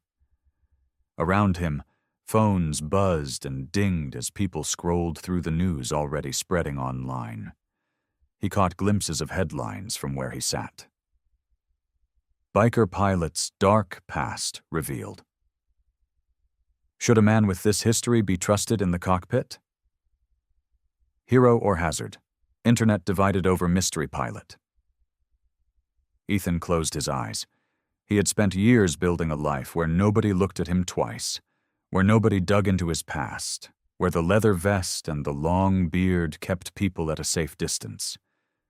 He had liked it that way. Safer that way. Now the whole world was looking, and all they seemed to see was the accident. Not the landing. Not the lives saved. Just the crash. The death. The guilt he had carried every single day since. Quietly, without telling anyone, Ethan stood up and began walking toward the exit doors, his boots heavy against the tile floor, his mind already made up. He needed to disappear again, the way he always had. Somewhere far from cameras, somewhere far from questions he didn't have good answers for. The parking garage was quiet in a way the terminal never was. Gray morning light came through the concrete openings, and the air smelled like rain that had already come and gone. Ethan stood beside his motorcycle, running his hand along the worn leather seat, listening to the sound of his own breathing. He had not slept. He had spent the night in a cheap motel a few miles from the airport, lying on top of the covers, staring at the ceiling while his phone buzzed on the nightstand over and over. He had not looked at it. He already knew what it would say. Now, standing here in the cold morning air, he reached into his pocket and pulled out the old military coin. It was small and heavy, the metal smooth from years of his thumb rubbing across it. On one side was an eagle. On the other side, worn almost flat now, were the words, "Rescue Squadron." Daniel had given it to him. They had been young back then, barely into their 20s, both of them cocky and sure they would fly forever without a scratch. Daniel had pressed the coin into his hand one night after a hard mission and said, "Every pilot needs a little luck. Consider this yours." Ethan had carried it every day since, through the accident, through the years of silence, through the leather vest and the long roads, and the brothers who never asked him to explain himself. He turned the coin over in his fingers now, staring at it like it might have an answer written somewhere on its surface. "Maybe I used up all my luck already," he said quietly. "To nobody." He thought about the headlines. He thought about the reporter's sharp voice, the way she said "troubled past," like it was a fact carved in stone. He thought about the people who had smiled at him on the plane, who had thanked him with tears in their eyes, and how quickly some of them might change their minds after reading the news this morning. Maybe that was just how it worked. Maybe a man like him did not get to be the hero for very long. Maybe he was only ever allowed to be useful in an emergency, and once the emergency passed, people went back to seeing the vest, the beard, the tattoos, and nothing else. He thought about throwing the coin into the storm drain a few feet away. His hand actually moved toward it, halfway there, before he stopped himself. He could not do it. Not yet. Maybe not ever. He was still standing there, coin in his open palm, when his phone rang. He almost let it go to voicemail, the way he had let every other call go, but something made him look at the screen. It was Michael. He hesitated only a second before answering. "Yeah." "Ethan," Michael said. His voice sounded relieved, like he had been worried Ethan wouldn't pick up at all. "I've been trying to reach you since last night. Where are you?" "Parking garage," Ethan said, "about to head out." "Head out where?" Ethan did not answer right away. He looked at his motorcycle, at the open road waiting beyond the concrete walls, at the whole wide country where a man could disappear if he tried hard enough. "Somewhere quiet," he finally said. "Somewhere none of this follows me." "Ethan, don't do that." Michael's voice was firm now, the same steady captain's voice he had used in the cockpit the night before. "Don't disappear. Not after everything." "You saw the news," Ethan said. "You heard what they're saying about me." "I saw people who don't know you making noise," Michael said. "That's all that is. Noise." Ethan closed his hand around the coin, feeling the worn edges press into his palm. "I've heard noise like that before, Michael, a long time ago. It doesn't go away just because somebody tells you to ignore it." There was a pause on the line. Ethan could hear the sounds of the airport behind Michael's voice, announcements over a loudspeaker, the distant hum of engines. Just don't go yet, Michael said. Please, there's something I need to show you. Something about my father. It's important, Ethan. More important than anything those reporters are saying. Ethan stood in the gray morning light, the coin still warm in his closed fist, and said nothing for a long moment. He was not ready to promise anything. He was not sure he belonged anywhere close to this new life people wanted to hand him. But he had not started the engine yet, either. Just give me a minute, Ethan said into the phone. I need to think. Take your minute, Michael said, but come inside, please. Ethan ended the call and slipped the coin back into his pocket. He did not start the motorcycle. He stood there a while longer, listening to a car alarm somewhere on the level below, until finally he turned and walked back toward the terminal doors. He did not know that something was already happening inside. By the time Ethan reached the sliding glass doors, a small crowd had gathered near the arrivals area. At first he thought it was just the usual airport chaos, people waiting for rides, families hugging hello. Then he saw the news vans parked outside, cameras with big black lenses pointed toward a cluster of people standing together. He recognized them before he understood why they were there. Margaret Wilson stood at the front, her silver hair neatly combed, her purse held tight against her side the way it had been the night before, when Ethan lifted her suitcase into the bin above seat 12C. Beside her stood Sarah Carter, her hand resting on her son Noah's shoulder. Noah held a piece of paper in his hands, folded at the corners from being carried around all morning. A reporter with a microphone leaned toward Margaret. Mrs. Wilson, is it true you were on the flight last night? Can you tell us what you saw? Margaret's chin lifted, and her voice came out clear and strong, the voice of a woman who had raised children and buried a husband, and was not afraid of a camera. I'll tell you exactly what I saw, she said. Before any of us knew there was an emergency, before anyone knew that man's name, he carried my suitcase because my arms were too tired to lift it myself. He didn't ask for a thank you. He didn't want anyone to notice. He just did it because it needed doing. The reporter opened her mouth to ask another question, but Margaret was not finished. And when that plane was shaking and the captain got sick, that same man stood up when everybody else was too scared to move. You want to call him dangerous? I have never in my life felt safer than when he walked into that cockpit. The camera turned toward Sarah, who nodded before anyone even asked her a question. My son was terrified of flying, Sarah said, pulling Noah gently closer. This man knelt right down next to him before we even took off. He talked to him about clouds, about how pilots see storms coming from far away and know how to fly around them. He made my little boy feel safe. Nobody made him do that. He did it because that's who he is.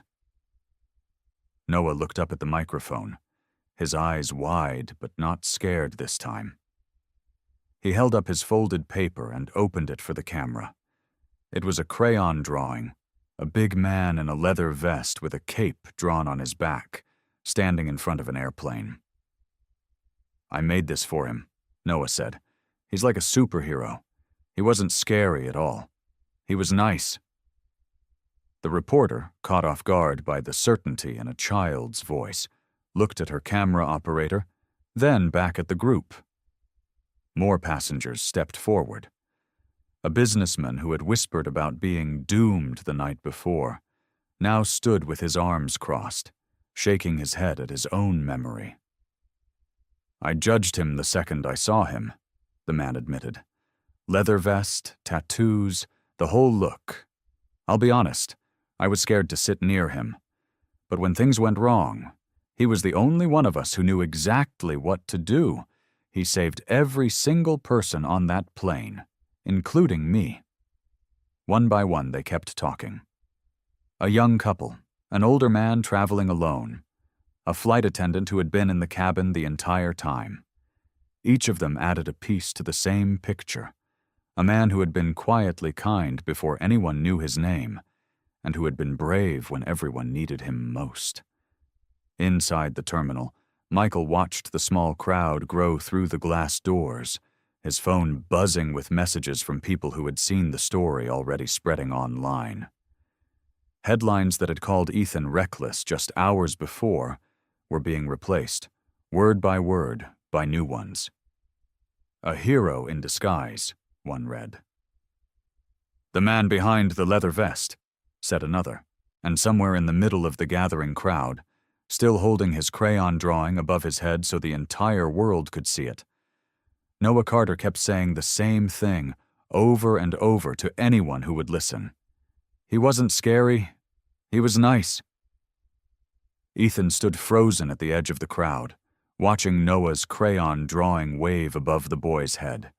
His chest felt tight, like something was trying to break loose from years of being locked away. He did not step forward. He did not want the cameras. He turned instead and walked along the side of the terminal, away from the noise, until he found a quiet hallway near the gate area, where the crowd's voices faded into a low hum. Michael found him there a few minutes later, standing near a window that looked out over the runway. "You disappeared," Michael said. "I'm not good with crowds," Ethan answered, "especially ones talking about me." Michael leaned against the wall beside him, quiet for a moment. He held a folder in his hands, thin and worn at the edges, the kind of folder that had been opened and closed many times over many years. "I need to show you something," Michael said. "I should have shown you last night, but there wasn't time." Ethan looked at the folder, then at Michael's face. Something in the captain's eyes had changed since the airport chaos began. It was not fear anymore. It was something closer to peace. "After the crash," Michael said, "there was an investigation. You know that part. You were cleared. I always knew that much growing up. But nobody ever told me exactly why. I was a kid. All I understood was that my dad was gone, and the reports were full of words I couldn't read yet." He opened the folder and pulled out a page. The paper yellowed slightly with age. Official stamps faded at the corners. "I spent this morning making calls," Michael said, "to people who worked the original investigation. Some of them are retired now. One of them remembered everything like it happened last week." He held the page out to Ethan. "The helicopter had a mechanical failure in the rotor system," Michael said. "It was a manufacturing defect, something no pilot could have seen coming. Not you, not my dad, not anyone in that cockpit that day." Ethan took the page with hands that were not quite steady.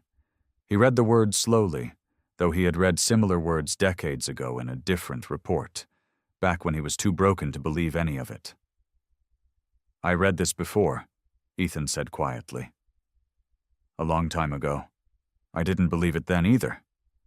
"I know," Michael said. "That's the thing. You were cleared officially. The Air Force never blamed you. But you kept blaming yourself anyway, because you needed someone to blame, and you picked yourself because it hurt less than blaming a broken machine." Ethan's throat tightened. He looked back out the window at the runway, where a plane was taxiing slowly toward the terminal. "There's more," Michael said. Ethan turned to him. "My mother kept boxes," Michael said. "Things from my dad. I went through some of them this morning while everyone else was watching the news outside. I found letters, cards, things he wrote to people he served with, and in almost every single one your name comes up." "What did he say?" Ethan asked, his voice barely above a whisper. "He said you were the best pilot he ever flew with," Michael said. "He said you saw things before they happened, that you kept him alive more times than he could count. He never once wrote a single word blaming you for anything. Not before the accident. Not in anything written after from people who knew him." Ethan closed his eyes. "My family never blamed you, Ethan," Michael said. "Not my mother. Not me. We didn't know where you went after the accident, so we couldn't tell you that. We spent years wondering what happened to the man my father talked about like a brother. And now here you are, and I get to be the one who finally says it out loud." Ethan felt something shift inside him, a weight that had pressed on his chest for over 20 years easing, just slightly, for the first time. He did not cry, not yet, but his hands trembled as he held the old report. 20 years, Ethan said quietly. 20 years I carried that. You don't have to carry it anymore, Michael said. The Veterans Center sat on a quiet street on the edge of town, a plain brick building with a faded American flag hanging by the door. Ethan almost drove past it twice before he found the parking lot. His motorcycle rumbled to a stop between a beat-up pickup truck and a van with a wheelchair ramp. He did not know why he had come. Not really. A friend of Victor's had mentioned the place a few weeks back, said they were always looking for volunteers to talk to the young ones. Ethan had said maybe. He had not meant it at the time. But something about the words had stuck with him, the same way Daniel's letter had stuck with him, sitting quiet in the back of his mind until he could not ignore it anymore. Inside, the center smelled like coffee and old carpet.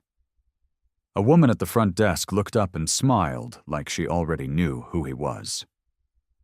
"You must be Ethan," she said. "Victor called ahead, said you might stop by." She led him down a hallway lined with photographs of soldiers, some old and faded, some new and glossy. At the end of the hall was a common room with a few couches, a television nobody was watching, and a handful of young men and women scattered around, some talking quietly, others sitting alone with their eyes fixed on nothing. Ethan recognized the look. He had worn it himself once. He sat down near a young man named Tyler, who could not have been older than 25. Tyler had a prosthetic leg and a stare that seemed to look through the wall rather than at it. He did not glance up when Ethan sat down. "Rough day?" Ethan said, not really a question. "Rough life," Tyler answered. They sat in silence for a while. Ethan did not push. He remembered how much he had hated it when people pushed, back when he first came home broken, back before the Hells Angels had given him a place to just sit and be quiet without anyone demanding he explain himself. Eventually, Tyler spoke again. "You were a pilot," he said. "Somebody told me. Some biker who flew a plane in some emergency. That you?" "That's me." "Must be nice," Tyler said, bitterness edging his voice. "Getting your happy ending. Some of us don't get that. Some of us just got a leg blown off and a bunch of nightmares that won't quit." Ethan nodded slowly. "I spent 20 years thinking I didn't deserve a happy ending either," he said. "I flew helicopters. Lost my best friend in a crash that wasn't my fault, but I made it my fault anyway, because it was easier than forgiving something I couldn't control. I quit flying, quit believing I was worth anything, spent 2 decades running from who I used to be." Tyler looked at him for the first time. "What changed?" he asked. "Somebody reminded me that carrying guilt isn't the same as carrying honor," Ethan said. "I thought punishing myself was a way of remembering my friend. Turns out he never wanted that. He wanted me to live." Tyler did not say anything, but he did not look away either. Ethan took that as something. Over the next hour, more of them drifted over. A young woman named Priya, who had been a mechanic overseas, and now could not hold a job longer than a month. A quiet man named Deshawn, who had flown drones, and now would not go near an airport. They asked Ethan questions about flying, about the crash, about the leather vest and the motorcycle and why a Hells Angel was sitting in their common room talking about helicopters. Ethan answered every question honestly. He did not dress anything up. He told them about the guilt, the running, the years wasted believing he was beyond fixing. He told them about Daniel's letter, about Michael, about the weight finally easing off his chest after 20 years. By the time he stood up to leave, something had shifted in the room. Tyler was talking to Priya about flight simulators. Deshawn asked if Ethan would come back next week. Driving home that night, the wind cold against his face, Ethan could not stop thinking about the room full of young people carrying weights too heavy for their age. He thought about how flying had once saved him, how the sky had given him purpose before it had taken his friend, how the two things had never really been separate at all. By the time he pulled into his driveway, he already knew what he wanted to do. He would find a way to bring young veterans into the sky again, teach them what he knew, give them back the confidence that combat had stolen. Not just flying lessons. A way home. The story broke wide open on a Tuesday morning. Ethan was in his garage, wiping down the chrome on his motorcycle, when Victor called him. "Turn on the news," Victor said. "Right now." Ethan set down his rag and walked into the kitchen. He grabbed the remote off the counter and clicked on the small television he rarely used. The screen flickered to life, and there was his own face staring back at him. Not the mugshot-style photo the news had used weeks ago, the one that made him look like a criminal caught in a bad moment. This was a photo from years back, him in his Air Force uniform, young and clean-shaven, standing next to Daniel Hayes, with his arm slung over his friend's shoulder. New details have emerged about the man being called the hero of Flight 2274, the anchor said. Sources confirmed that Ethan Cole was not only cleared of any wrongdoing in the helicopter accident that claimed the life of fellow pilot Daniel Hayes, but was formally recognized for saving the lives of 3 civilians that day. Ethan sat down slowly on the arm of his couch, phone still pressed to his ear. "They got it wrong the first time," Victor said. "Now they're getting it right." The anchor kept talking. She mentioned the letter. Somehow someone had gotten hold of parts of it, maybe from Michael, maybe from someone at the airline.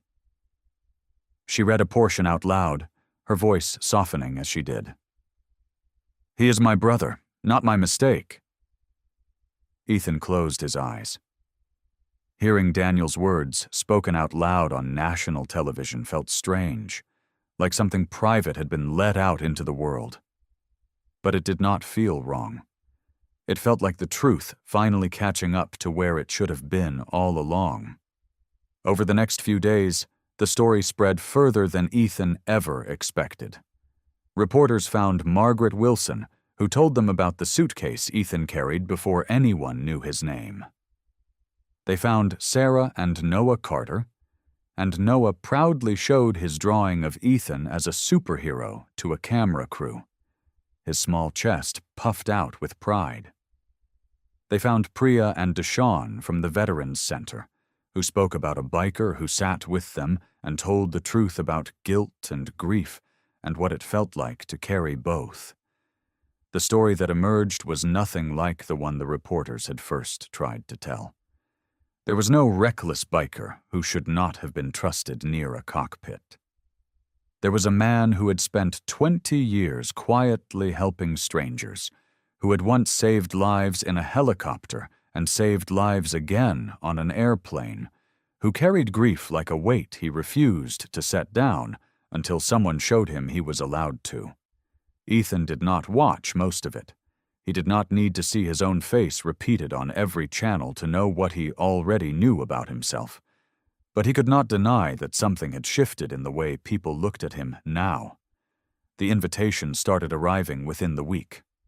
A television network wanted him for a morning interview. A magazine wanted to put him on their cover, leather vest and all, with the headline, "The Real Story of Seat 11A." A speaking agency reached out asking if he would consider a tour, telling his story on stages across the country for a generous fee. Victor brought over a stack of the messages one evening, printed out and sitting in a manila folder. "You could make some real money off this," he said, setting the folder on Ethan's kitchen table. Set yourself up good. Ethan looked at the folder for a long moment.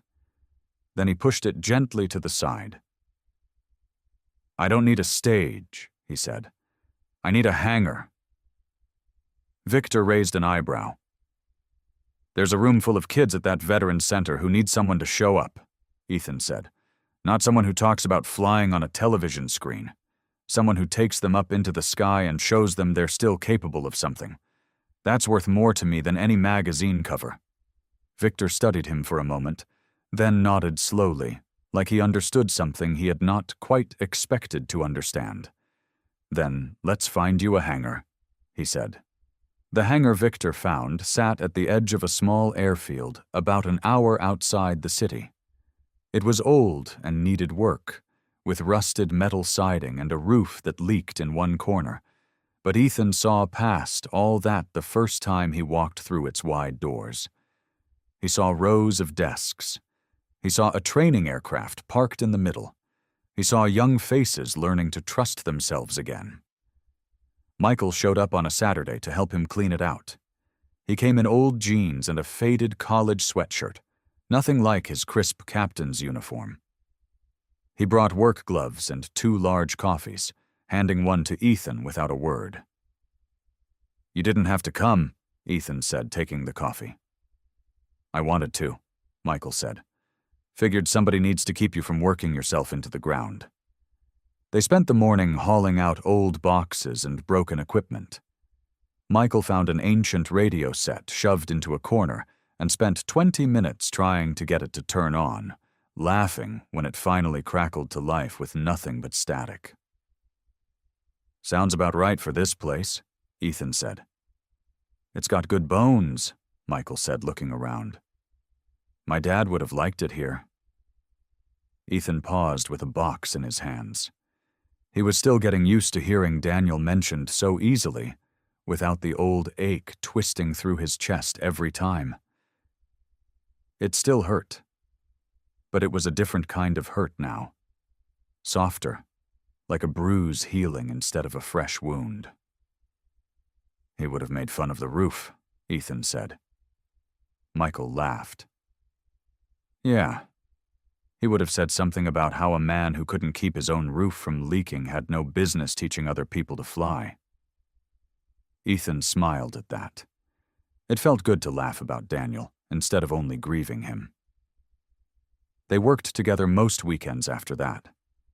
Michael would fly in from wherever his schedule had taken him, still in his airline uniform sometimes, still smelling like recycled airplane air, and he would change into work clothes in Ethan's garage before driving out to the hangar. It became a rhythm between them, easy and unspoken, the kind of rhythm Ethan remembered from his years flying beside Daniel. One evening, Michael invited Ethan to dinner at his house. Ethan almost said no.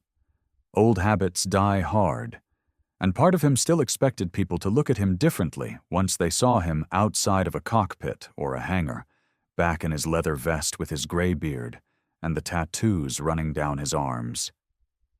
But Michael's wife, Rachel, greeted him at the door with a warm hug, like she had known him for years, and their 2 kids, a boy of about 8 and a girl no older than 5, stared up at him with wide, curious eyes instead of fear.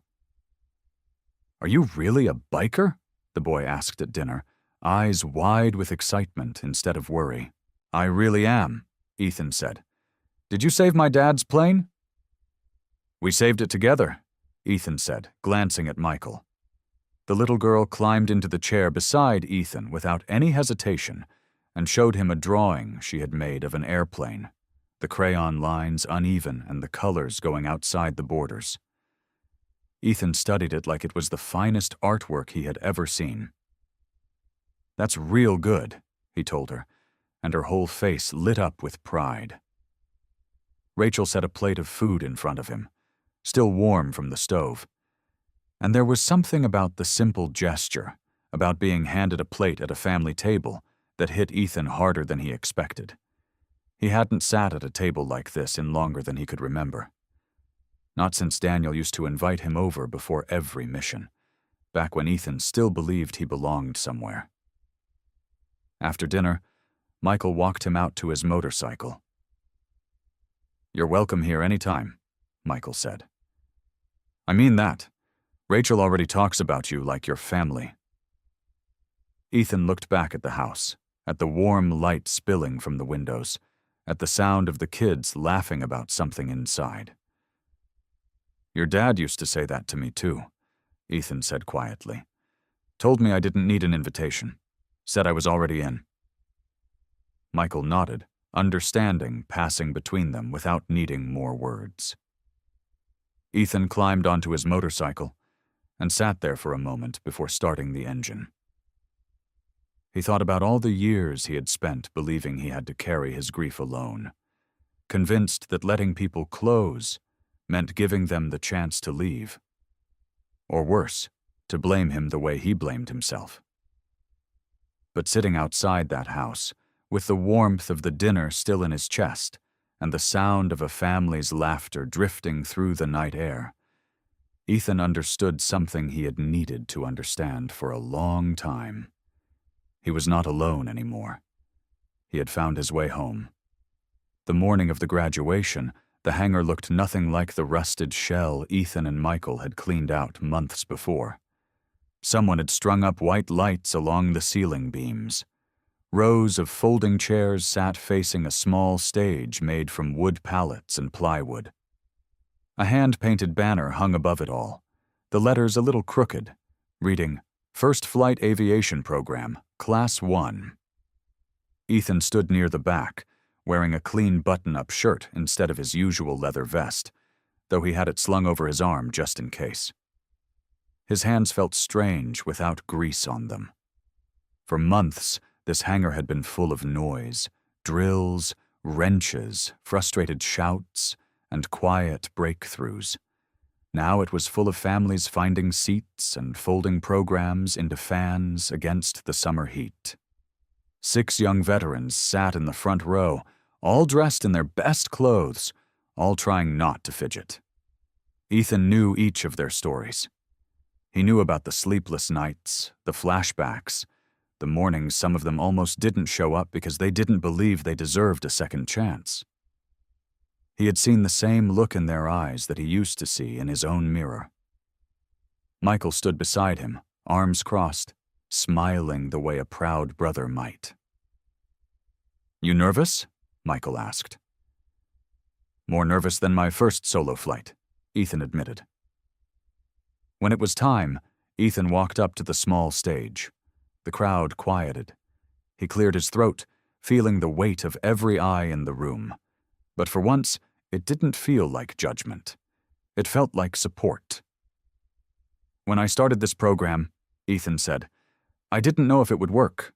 I didn't know if broken men and women could learn to trust an airplane again after everything that broke them in the first place." He looked out at the 6 young veterans in the front row. "But I learned something these past few months. It's not about fixing what's broken. It's about learning to fly anyway, cracks and all." One by one, he called their names. One by one, they walked up, and Ethan placed a small pin shaped like a set of wings onto their collars. Some cried. Some laughed. One young man, a former Army mechanic named Jason, who had lost both legs below the knee in an explosion overseas, saluted Ethan before pulling him into a hug that surprised them both. "You told me I could still fly a plane with these legs," Jason said, his voice thick. "I didn't believe you until I did it." "You did that," Ethan said. "I just handed you the controls." When the last name was called, a young woman named Priya stepped up to the small microphone instead of returning to her seat. She had been the quietest student in the program, barely speaking during the first weeks of training. "I want to say something," she said, glancing nervously at the crowd. "Before I came here, I didn't think anybody could look at me and not see everything I did wrong overseas. Then I met a man who looked scarier than anybody I ever served with, and he was the gentlest person I ever met." The crowd laughed softly. Ethan felt his ears go warm. "Ethan taught us that our past doesn't decide what we're capable of," Priya continued. "He showed us that by being here every single day, no matter how many times we messed up. He never gave up on us, so we wanted to give him something too." She nodded toward the back of the hangar. The doors opened, and in walked Victor, along with 4 other members of Ethan's Hells Angels chapter, all wearing their leather vests, all grinning like they were up to something. Victor stepped forward, holding a small folded patch in his weathered hands. "We heard what you've been doing out here," Victor said, his deep voice carrying across the quiet hangar. "Figured it was time you added something new." He unfolded the patch and held it up. Stitched in bold letters were the words, "Still flying." Ethan stared at it, his throat tightening. "You're one of us," Victor said. "Always have been. But you're also one of them." He nodded toward the graduates. "Both parts belong on you. Ain't no reason to choose." Ethan took the patch with hands that trembled slightly. He looked out at the graduates, at Michael, at Victor and his brothers, at every person who had once judged him by his leather vest and gray beard before ever knowing his heart. He pressed the patch against his chest, right where his own heart pounded steady and strong. "Still flying," he said quietly, and for the first time, he said it like he believed every word. The airport smelled like coffee and rain, the same as it always did. Ethan Cole stood in line at the gate, his boarding pass folded in his hand, his old leather vest zipped inside his travel bag instead of on his back. He still wore it most days. But today felt like a day for something different. Underneath his jacket, sewn carefully onto the inside pocket where only he would know it was there, was the small patch that read, "Still flying." He handed his ticket to the gate agent, a young woman with tired eyes who barely looked up until she read his seat number out loud. 11A, she said. "Window seat. Enjoy your flight, sir." Ethan nodded and smiled. He had asked for that seat on purpose. The airline clerk on the phone had seemed confused when he requested it specifically, but Ethan hadn't explained. Some things didn't need explaining. Some things a man just needed to do for himself. He walked down the jet bridge, the hum of the plane's engines growing louder with each step, and ducked slightly to enter the cabin. He found his row without trouble. Seat 11A sat waiting for him, just as it always had, the small window glowing with gray afternoon light. He settled into the seat, buckled his belt, and rested his forearms on his knees the way he used to before every mission back in the Air Force. Old habits. A young woman slid into the seat beside him, maybe 20 years old, wearing a college sweatshirt and clutching her phone like it was a lifeline. She glanced at him once, then did a double take, her eyes going wide. "Wait," she said, her voice hushed with disbelief. Are you the guy? The one from the news? The Hells Angel who landed that plane?" Ethan turned to her, his gray beard catching the cabin light, his eyes calm and steady. "That's me," he said simply. The young woman's hands trembled slightly as she pressed them against her chest. "Oh my gosh. My roommate showed me the video like 100 times. You just stood up and walked into the cockpit like it was nothing. Everyone thought the plane was going to crash." "I was scared too," Ethan admitted. "Anybody who says they weren't scared in a moment like that is lying." She studied him for a moment, chewing her bottom lip. "Can I ask you something? Were you scared just now? Getting on this plane, I mean, after everything that happened?" Ethan looked out the window. The runway workers moved below in their orange vests, waving signals to the pilots. Beyond them, the gray clouds hung low, waiting. "I used to be," he said. "For a long time, I thought the sky only took things away from me. My best friend, my whole life before this one. I thought getting back in a cockpit, or even just sitting in a seat like this one, would remind me of everything I lost. And now?"